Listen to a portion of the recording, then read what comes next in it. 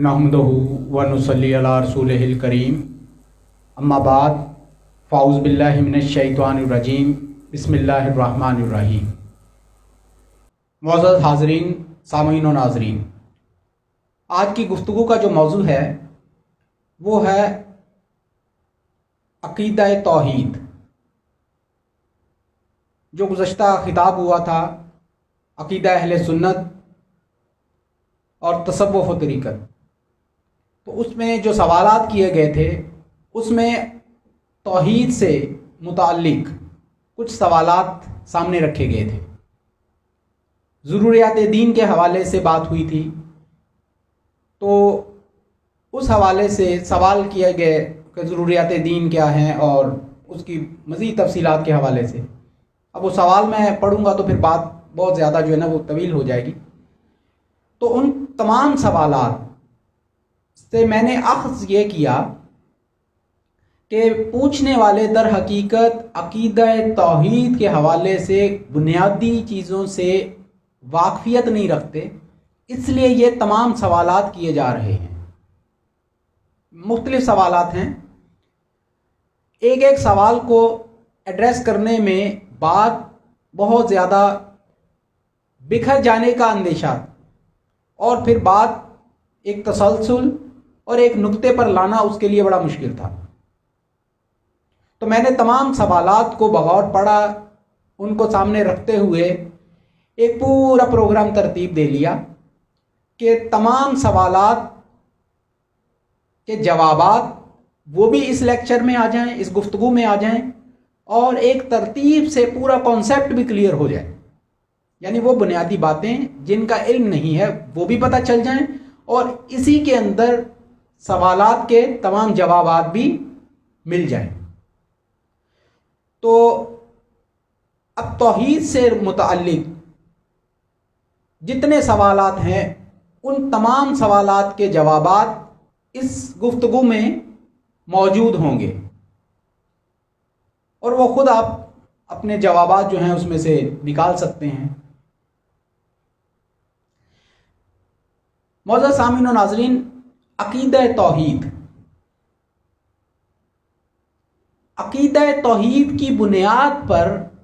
हमारी सोसाइटी में और आलमे इस्लाम में बाकायदा एक मकतब फ़िक्र अपना वजूद रखता है कि जो महज तौहीद की बुनियाद पर अपने तमाम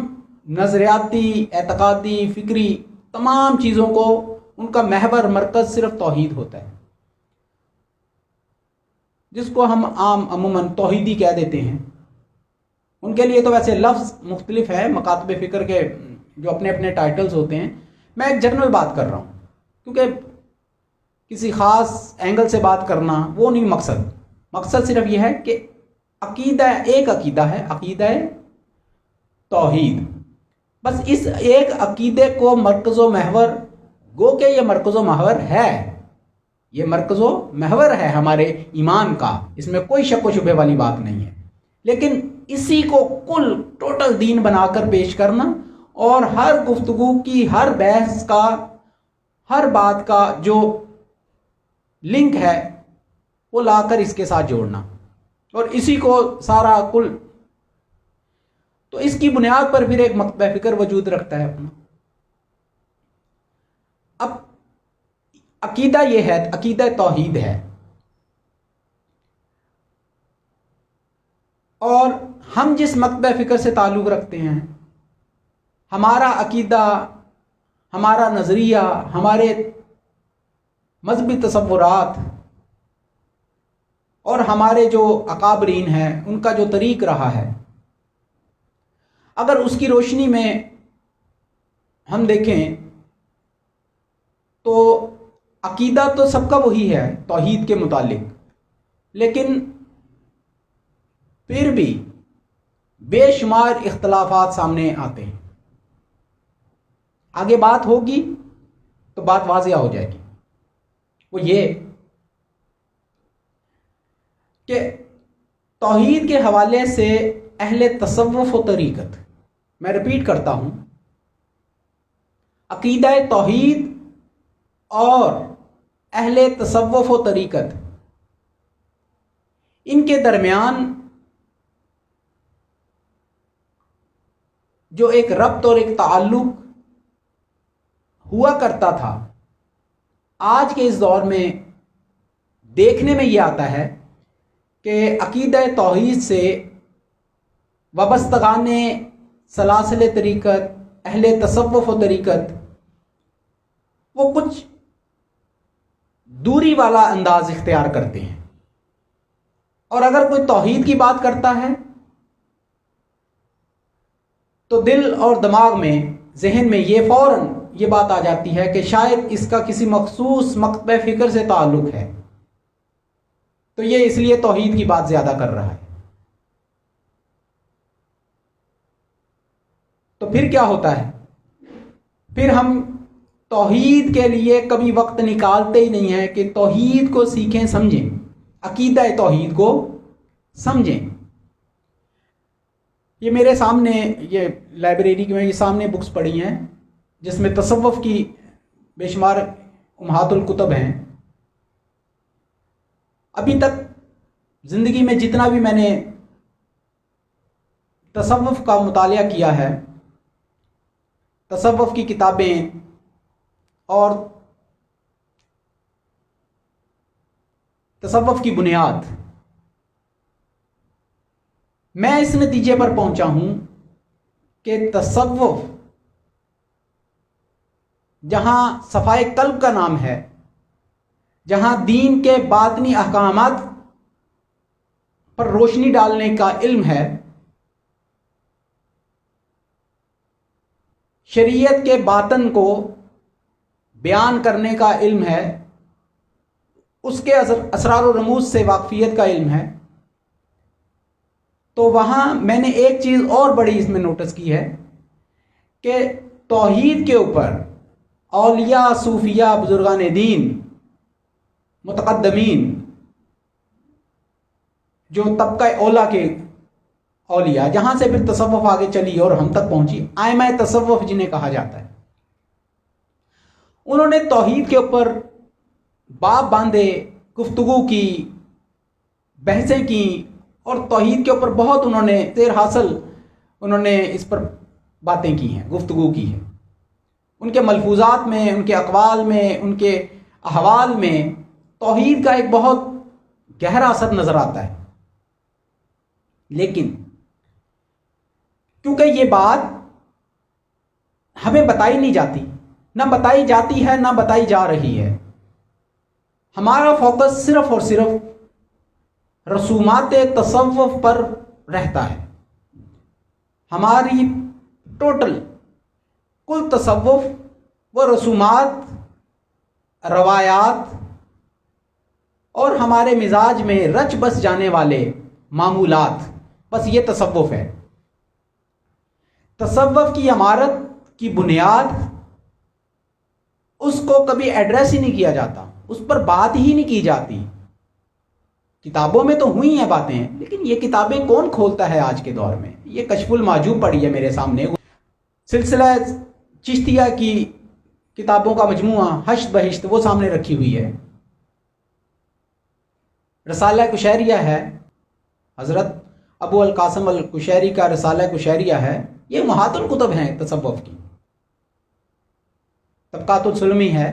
حضرت عبد الرحمن السلمی کی، تصوف کی اولین کتابوں میں سے۔ اسی طرح اور بے شمار کتابیں ہیں، نام لوں گا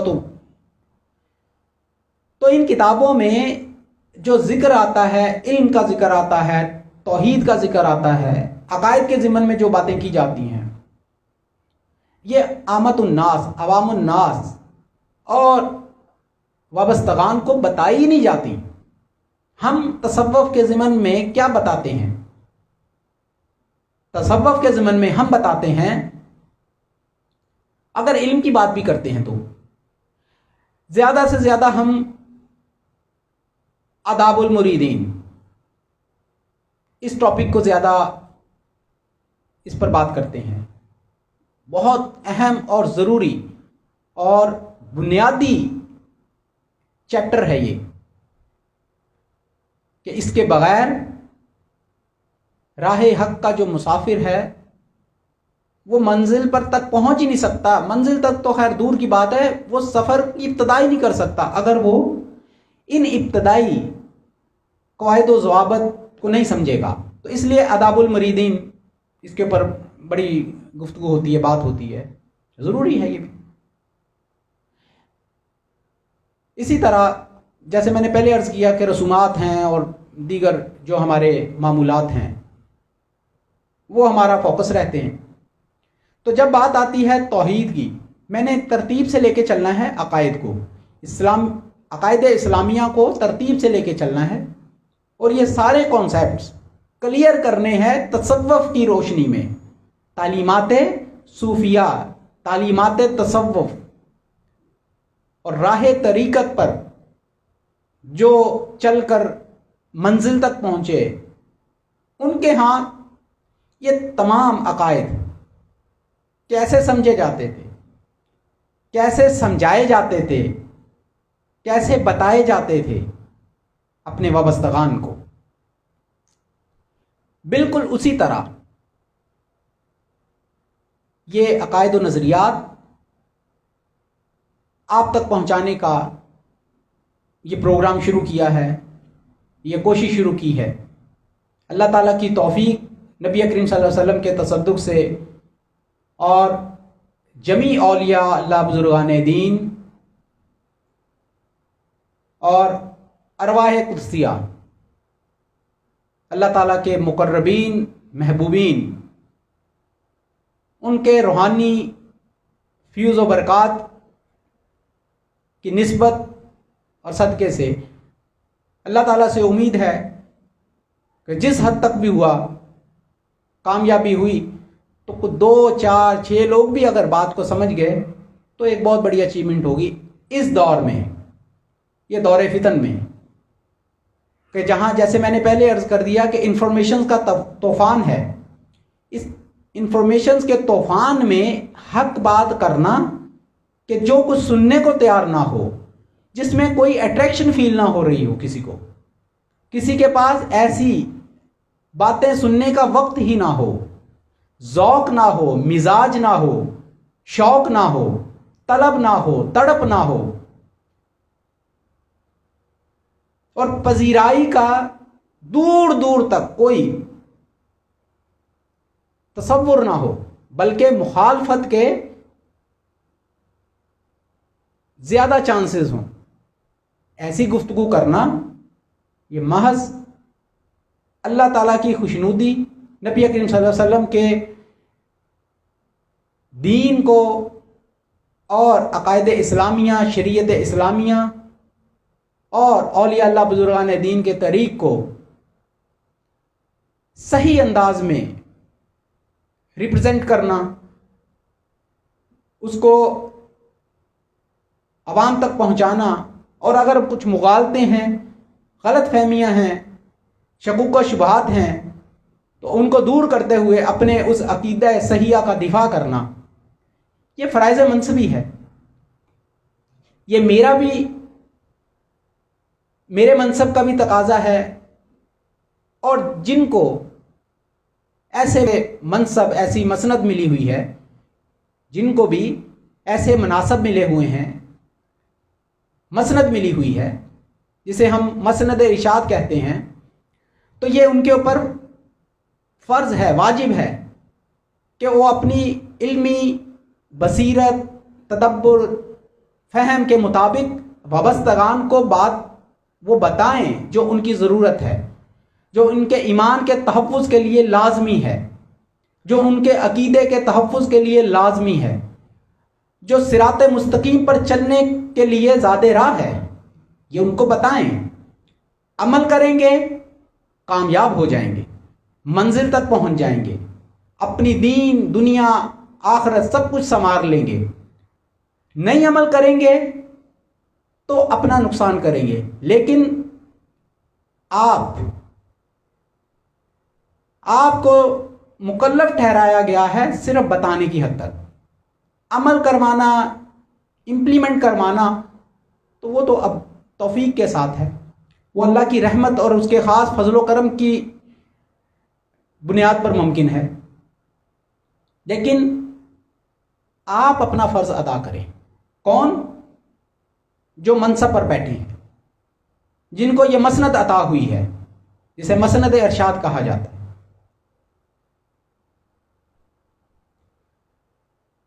تو گفتگو میں کر رہا تھا کہ توحید کے اوپر بات کرنا اہل طریقت و تصوف کے مزاج میں ہی اب نہیں رہا، جبکہ عقائد، بنیادی عقائد، ضروریات دین جنہیں ہم کہتے ہیں، ان پر جو کمانڈ، جو گرپ اور جو انڈرسٹینڈنگ، پرفیکٹ انڈرسٹینڈنگ جو اولیاء کاملین کی رہی ہے، وہ علماء سو کی نہیں ہوتی۔ لیکن یہی عقائد جب علماء ظاہرین وہ بیان کرتے ہیں تو اس میں کچھ ایسی چیزیں بھی ایڈ کی جاتی ہیں جو ان کے اپنے مزاج، ان کے مکتب فکر کی پروموشن اور دوسروں کو سوسائٹی میں، معاشرے میں ڈی گریڈ کرنے کا ایک خاص ایجنڈا ہوتا ہے کہ لوگوں میں ابہام پیدا کریں اور ایک خاص سیگمنٹ جو ہے ہماری سوسائٹی کا، اس کو منفی، نیگیٹو پورٹریٹ کریں، ان کی پرسیپشن ایسی بنائیں کہ لوگ ان کو دین سے متنفر، شریعت کا باغی اور قرآن و حدیث کا تارک تصور کریں۔ ایسا ایک ماحول، ایسی گرد اڑانا، تو پھر کیا ہوتا ہے؟ دو صورتیں ہیں۔ ایک یہ کہ علمی اختلاف یا علمی طور پر اگر کوئی آپ پر حملہ کرتا ہے تو اپنا دفاع کرنا ہے علم کی بنیاد پر، طعن و تشنیع، تضحیق، گالم گلوچ، لوز ٹاک، اس طرح نہیں۔ یہ نہ اسلام کا مزاج ہے، نہ پیغمبر اسلام کا اسوہ ہے، نہ اولیاء بزرگان دین کا طریق ہے۔ علمی اختلاف ہے، علم کی بنیاد پر اس اختلاف کو ایڈریس کریں۔ اگر کوئی دلیل غلط دے رہا ہے تو آپ اپنی صحیح دلیل کے ساتھ اس کی غلط دلیل کو رد کر دیں، کاؤنٹر کریں، اپنا نیریٹو دیں، اپنا موقف سامنے رکھیں، اپنا دفاع کریں۔ لیکن کسی کی تضحیق کرنا،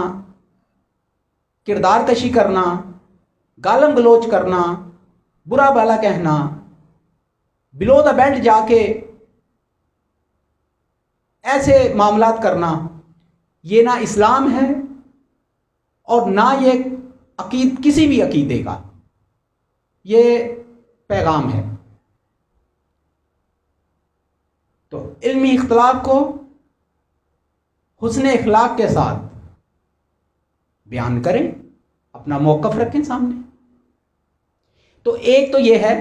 کہ آپ علمی دلیل سے اپنے عقیدے، اپنے نظریات اور اپنی فکر کا دفاع کریں،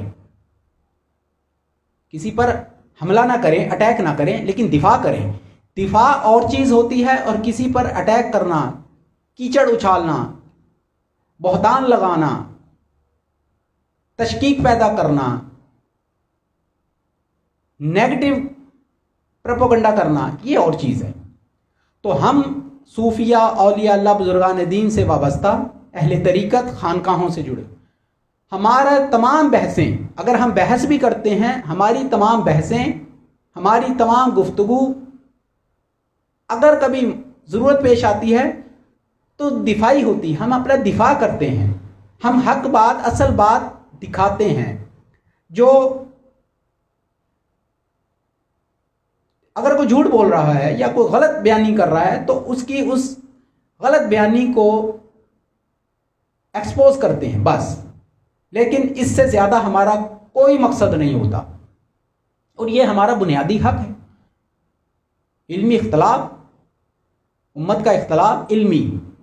آداب میں رہتے ہوئے یہ رحمت ہے۔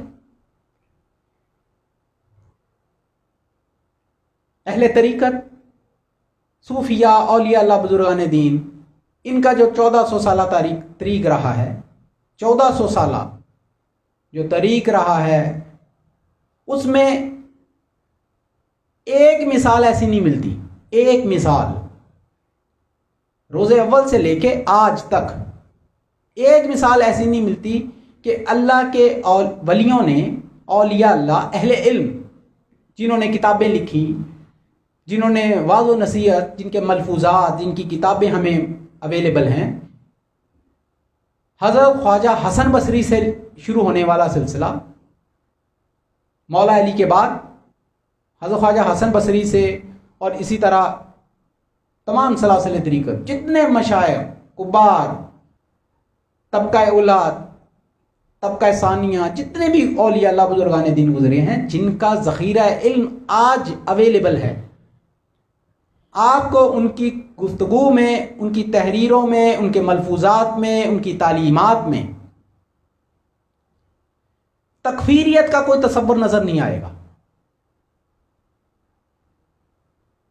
کہ دائرہ اسلام میں داخل ہو جانے والوں میں کسی کو انہوں نے کافر کہا ہو۔ کس بنیاد پر؟ ان بنیادوں پر جن بنیادوں پر تکفیریت کا اطلاق نہیں ہوتا، کفر کا ثبوت نہیں ملتا، یا کفر وارد نہیں ہوتا، ان بنیادوں پر نہیں۔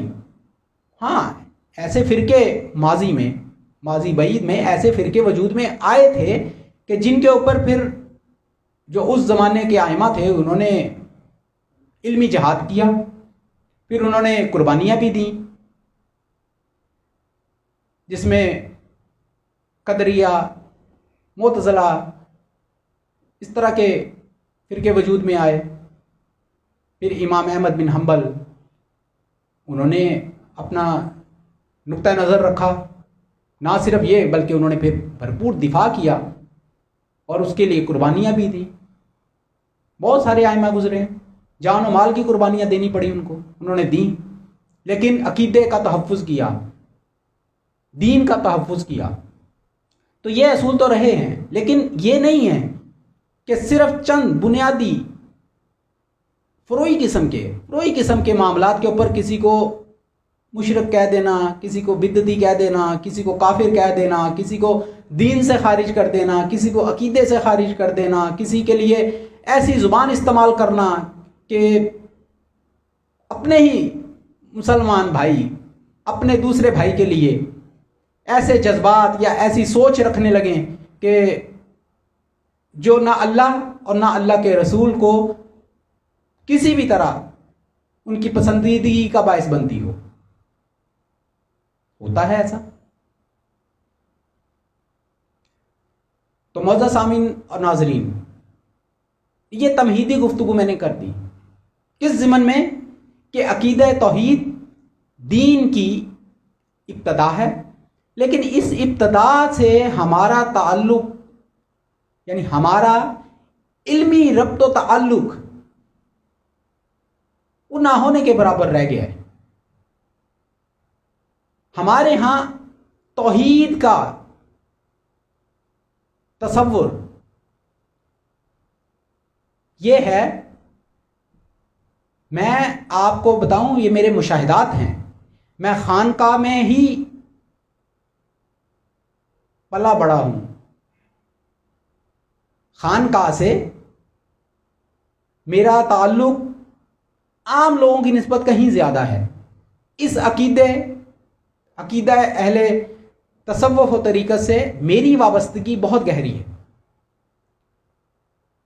تو اس لیے میری نیت پر یا میری سوچ پر، میری فکر پر اپنے لوگ، یعنی اہل طریقت، آپ لوگ بیٹھے ہوئے ہیں سب، اور دیگر سننے والے سامعین و ناظرین، اس حوالے سے بالکل کلیئر ہو جائے کہ میرا اپنا نظریہ وہ کیا ہے۔ میرا نظریہ وہی ہے جو 1400 سال پر محیط تمام اکابرین، ائمہ امت، ائمہ مجتہدین، اولیاء صالحین، علماء حق، اولیاء اللہ، بزرگان دین، صوفیاء، جو ان کا طریق اور مشرب ہے میرا بھی وہی ہے، لیکن میں نے پہلے بتا دیا کیونکہ ہمارا فوکس ہی صرف رسومات تصوف ہے، معمولات تصوف ہیں، یعنی ظاہری جو، تو اس لیے ہمیں یہ باتیں اجنبی لگتی ہیں اگر کوئی کرتا ہے تو میں ریوائیو کرنا چاہ رہا ہوں، میں بھولا ہوا سبق یاد کروانا چاہ رہا ہوں، میں ریمائنڈ کروانا چاہ رہا ہوں، کیونکہ حالات کا تقاضا ہے۔ یہ آج 2023 میں جو حالات ہیں، آئندہ آنے والا وقت ہمارے عقیدے پر اور زیادہ بڑے بڑے چیلنجز لے کے آنے والا ہے۔ آج اگر ہم نے تیاری نہ کی تو ان بڑے چیلنجز سے نبٹنے کا ہمارے پاس کوئی انتظام ہی نہیں ہوگا۔ تو تیاری جنگ سے پہلے کی جاتی ہے۔ کون سی جنگ؟ یہ جو انفارمیشنز کا ایک طوفان بپا ہے اور جس میں سب خلط ملط کر کے پیش کیا جاتا ہے اور نوجوان نسل کو پوری طرح گمراہ کیا جاتا ہے۔ کیوں؟ بنیاد کمزور ہوتی ہے، بنیاد کمزور ہونے کی وجہ سے یہ سارا تماشا ہوتا ہے۔ اب ہم آتے ہیں باقاعدہ موضوع پر ترتیب سے گفتگو کرنے کی طرف۔ عقیدہ توحید کیا ہے؟ عقیدہ اہل سنت، سواد اعظم اور بالخصوص اہل تصوف و طریقت، ان کی تعلیمات کی روشنی میں عقیدہ توحید کیا ہے اور قرآن اور سنت، قرآن اور حدیث اس کے مطابق، عین مطابق، رتی برابر اس میں کوئی ایسی چیز شامل نہیں ہے کہ کوئی یہ تصور کرے۔ میں بڑا کیٹاگوریکلی بتا رہا ہوں کہ یہ جو عقیدہ توحید میں بیان کرنے لگا ہوں، اس میں رتی برابر اس چیز کی آمیزش نہیں ہے کہ اولیاء صوفیاء ان کے احوال کیا بتاتے ہیں۔ احوال کے تناظر میں بات نہیں کرنی، معمولات کے تناظر میں بات نہیں کرنی، رائج الوقت تصورات کے تناظر میں بات نہیں کرنی، صرف قرآن اور حدیث، عقیدہ صحیحہ، اسلام کے بنیادی عقائد میں سے توحید، جو قرآن اور سنت سے ہم تک پہنچتی ہے، بس اسی دائرے میں رہتے ہوئے گفتگو کرنی ہے۔ اور آپ خود دیکھیں گے کہ اگر یہ توحید ہے تو اہل تصوف و طریقت پھر ان سے بڑا توحیدی کوئی نہیں ہے۔ لیکن بہرحال کچھ جگہ پہ ہم کمزور ہیں، اس جگہ پر جا کر ہماری کمزوریاں سامنے آتی ہیں، اور پھر ہم مجھ جیسے لوگ، اہل علم، محققین، ان کے لیے ایک بہت بڑا مسئلہ پیش آ جاتا ہے۔ دفاع کریں گے عقیدے کا، کریں گے دفاع، کریں گے اپنے صوفیاء، اولیاء، بزرگان دین کی تعلیمات کا کریں گے، ان کے اقوال کا کریں گے، احوال کا کریں گے، لیکن اگر کچھ غلط ہے جو ہماری وجہ سے ہے، کم علمی، جہالت کہہ لیں آپ، حماقت کہہ لیں آپ، کچھ بھی، اس وجہ سے اگر کچھ ہے تو اس کا دفاع کون کرے گا؟ میں تو نہیں کروں گا۔ اس کا دفاع وہی کریں گے کہ جو ان اعمال میں مبتلا ہیں، جو ایسی خرابیوں کا شکار ہیں، وہ کریں، میں نہیں کروں گا۔ اور نہ میرے سے کوئی امید رکھے کہ میں ان باتوں کا دفاع کروں کہ جو رائج الوقت تو ہیں لیکن جن کی بنیاد علم نہیں ہے، جن کی بنیاد ہمارا 1400 سالہ اولیاء صوفیاء ان کا طریق نہیں ہے۔ میں اس بات کا دفاع کیوں کروں؟ کوئی بھی نہیں کرے گا، اور جو کرے گا وہ اپنی جہالت سے پردہ اٹھائے گا، وہ اپنی ہٹ دھرمی سے پردہ اٹھائے گا، وہ اپنی طبیعت میں جو ضدی پن ہے وہ اس کے اوپر دفاع کرے گا تو کرے۔ لیکن اعتدال میانہ روی کے ساتھ صحیح اور غلط، کھوٹے اور کھرے، اس کی پہچان کروانا یہ وقت کا تقاضا بھی ہے اور میرے منصب کا تقاضا بھی ہے۔ تو اکثر میں کہا کرتا ہوں، کیونکہ یہ لیکچر ہے وہ سپیچ نہیں ہے، کہ کہتا ہوں وہی بات سمجھتا ہوں جسے حق، نہ ابلہ مسجد ہوں نہ تہذیب کا فرزن، اپنے بھی خفا مجھ سے ہیں بیگانے بھی نہ خوش، میں زہر حلاحل کو کبھی کہہ نہ سکا کن۔ تو جب کوئی زہر حلاحل کو زہر گھی بتا کے بات کرے تو وہ اجنبی لگنے لگتا ہے۔ جو چیز ہمارے عقیدے کے لیے زہر ہے اس کو زہر ہی کہوں گا، اس کو کن نہیں کہوں گا، اس کو زہر ہی کہوں گا، چاہے ہم اس نشے میں مبتلا کیوں نہ ہو گئے ہوں۔ نشہ لگ جاتا ہے نا، وہ زہر ہی ہوتا ہے، لیکن نشہ کرنے والوں کے لیے زندگی کا محور اور ہر چیز وہی ہوتا ہے۔ تو اگر کچھ ایسی چیزیں ہیں جو ہمارے اندر خرابیاں پیدا ہو گئی ہیں اور ہم اس میں رچ بس گئے ہیں یا ہم انہیں اپنا حصہ بنا لیا ہے معمولات کا، تو اس کا دفاع تو کوئی نہیں کرے گا، لیکن اگر پوائنٹ آؤٹ کریں گے یا اس کو تھوڑا سا بتانے کی کوشش کریں گے تو اس کا برا منانے والی بات نہیں ہے، بلکہ اس پر سوچیں کہ اگر آج ہم نے اپنا قبلہ درست نہ کیا، ہم نے اپنے آپ کو خود درست نہ کیا، ہم نے اپنی اصلاح خود نہ کی، سیلف اکاؤنٹیبلٹی کی طرف نہ گئے، اپنا محاسبہ خود نہ کیا، تو ہوگا کچھ نہیں، ہوگا یہ کہ ہماری اس خاموشی، مجرمانہ خاموشی کی وجہ سے جو لوگ آپ پر بلائنڈ فیتھ کرتے ہیں اور آپ کے پیچھے چلتے ہیں، وہ جو گمراہ ہوں گے اس کی ذمہ داری پھر آپ پر آئے گی۔ بس یہ ہے مختصر سا، یہ کیس میں نے سامنے رکھ دیا آپ کے۔